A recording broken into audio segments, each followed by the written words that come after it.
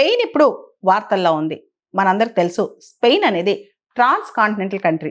అంటే స్పెయిన్‌లో చిన్న భాగం సీటా అనే ఒక భాగం ఆఫ్రికాలో కూడా ఉంటదనమాట.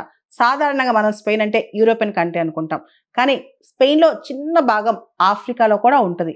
అయితే గత 2, 3 రోజులుగా ఈ ప్రాంతం ఏదైతే సియోటా అనే ప్రాంతం స్పెయిన్ ప్రాంతం ఆఫ్రికాలో ఉందో అక్కడ విపరీతంగా అక్రమ వలసదారులు వస్తారు. గత 24 గంటల్లోనే దాదాపు 40,000 మంది ఇల్లీగల్ మైగ్రెంట్స్ అక్కడికొచ్చేసారంట. మనందరికి తెలుసు యూరోప్, ఆఫ్రికా మధ్య జిబ్రాల్టర్ స్ట్రైట్ ఉంటది. దాని దగ్గరలో ఉంది ఈ స్యూటా అనే ప్రాంతం అన్నమాట. ఇది ఆఫ్రికాలోని మొరక్కో దగ్గరున్న నైబరింగ్ ఏరియా అన్నమాట ఈ స్యూటా. ఈ స్యూటా అనే ప్రాంతం స్పెయిన్ ఆధీనంలో ఉంది. ఆఫ్రికాలోని ప్రాంతం అన్నమాట. ఈ స్యూటా అనే స్పెయిన్ కంట్రోల్‌లో ఉన్న ప్రాంతంలోకి మొరక్కో నుంచి విపరీతంగా ఇల్లీగల్ ఇమిగ్రెంట్స్ వస్తున్నారంట.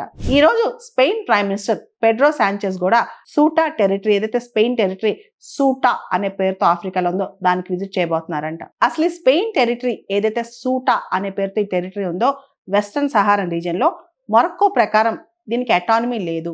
ఇదంతా అసలు వెస్టర్న్ సహారా మొత్తం మొరక్కో దేశం పెత్తనంలో ఉండాలని చెప్పి మొరక్కో భావిస్తుంది. అందుకనే ఇల్లీగల్ ఇమిగ్రెంట్స్ ని, అక్రమ వలసదారుని స్పెయిన్ టెరిటరీలోకి తోసేస్తుంది మొరక్కో. ఎందుకంటే ఇదంతా మాదే అనే భావన మొరక్కోలో చాలా ఎక్కువ ఉందంట. చాలా మంది చొరబాటుదారులు వెళ్లారంట.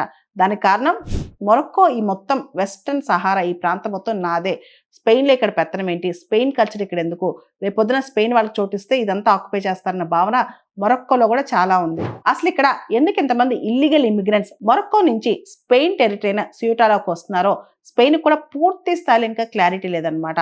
అధికారికంగా స్పెయిన్ కూడా ఎందుకు ఇంతమంది అక్రమ వలసదారులు స్పెయిన్ టెరిటరీలోకి వస్తున్నారనేది ఇంకా పూర్తి స్థాయిలో వాళ్ళకు కూడా క్లారిటీ లేదని చెప్తున్నారనమాట. కాకపోతే ఈ ఇల్లీగల్ ఇమిగ్రెంట్స్ ఇష్యూ ఆఫ్రికా నుంచి, ముఖ్యంగా వెస్ట్ ఆఫ్రికా దేశాలు, నార్త్ ఆఫ్రికా దేశాల నుంచి యూరోప్కి ఇమిగ్రేషన్స్ అనేవి ఇప్పుడు కాదు, ఇది ఎప్పటి నుంచో పెద్ద సమస్యగా ఉందన్నమాట. దీనికి సంబంధించే ఆఫ్రికా దేశాల నుంచి యూరోప్కి వెళ్తున్న ఇల్లీగల్ ఇమిగ్రేషన్ సంబంధించి ఎప్పటి నుంచో ప్రపంచవ్యాప్తంగా చర్చ ఉంది.